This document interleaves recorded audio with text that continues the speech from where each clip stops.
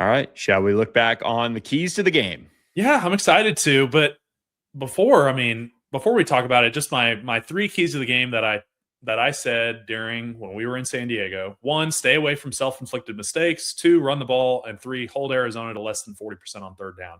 As far as staying away from self-inflicted mistakes, this team was juiced up, man. They were ready to go. I was there on the sideline basically from the time that we got to the stadium super early. Dean and I were there probably before anybody else. But as the players were trickling in, I made it my kind of personal mission to go down and kind of feel out how guys were going to respond after that Cal game, because it would have been so easy for this team to just roll over and be like, well, we lost against Cal. We should be in the playoff, and we're here in the Holiday Bowl. Guys were ready to go. You could tell guys were taking advantage of it being the last opportunity for that group to play together. I mean, even during warmups, pads were popping. Boys were ready to go after a month.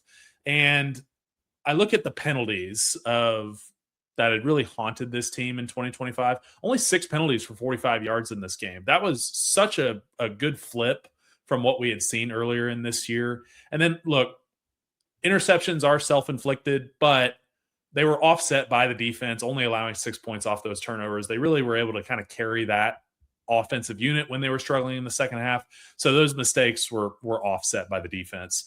Run the ball. I thought 225 was what it was going to take to win the game because Arizona's passing defense was elite. I did not anticipate 3 of their best players all opting out before the game.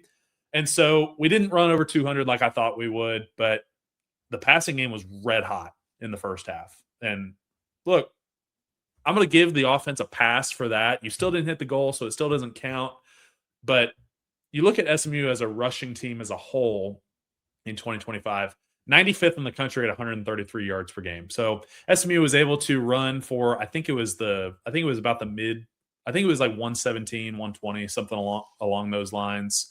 Not bad, but definitely below the average. And just this wasn't a great rushing team anyway during the year. And then situationally, to hold Arizona to less than 40% on third down, they went 8 for 16. So they were right at 50%. But those 16 third down attempts means that they weren't giving up explosives on the defensive front. They were having to get to third down. It was forcing them to take these long extended drives to get down the field and eat up a ton of clock, which Billy ended up being just pivotal in the second half.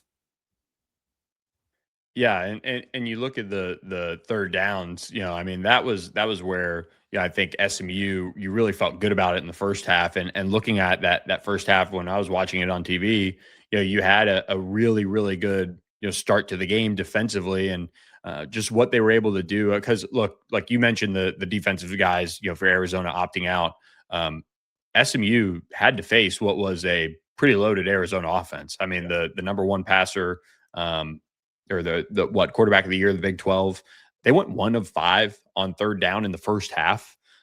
They were 0 for 1 on fourth down. SMU was able to really just make them, go down the field bit by bit by bit by bit. 132 total yards in the first half to SMU's 328. We obviously know the story of the second half, as far as SMU's offense goes, and a lot of that really hurt the defense, obviously, putting them out there as much as it did. But I thought this was, without a doubt, the best half of football SMU's defense played relative to the opponent that they played. I mean, yes, they played really well against Miami, but to shut that offense down the way they did in the first half, that was really special and really hard to do. That was a dominating performance by them. And SMU was missing Jeffrey Emba. They were missing a couple other guys. Like, big deal. Isaiah Wacobia did not play, as he's now turned towards the draft, had to get healthy, get that shoulder right. So this was not a full-strength defense. And for them to go out and fly around, it really just kind of speaks to the mentality that group took of, hey, they'd been kicked while they were down really all year long. Even by me, going in the film room after that Cal game. If any of those DBs watched it, I'm sure they weren't happy. But for them to turn around and to play as good as they did against really good receivers, a great quarterback, that was so encouraging for me, as some of these guys are going to turn the page to next year. Tyron Polley, we're going to need these guys back. We're going to need them to play at a big-time level. And then they showed that they can on on the Holiday Bowl. So I'm really pleased with how those guys went out and really said enough is enough, and they were just able to get the job done.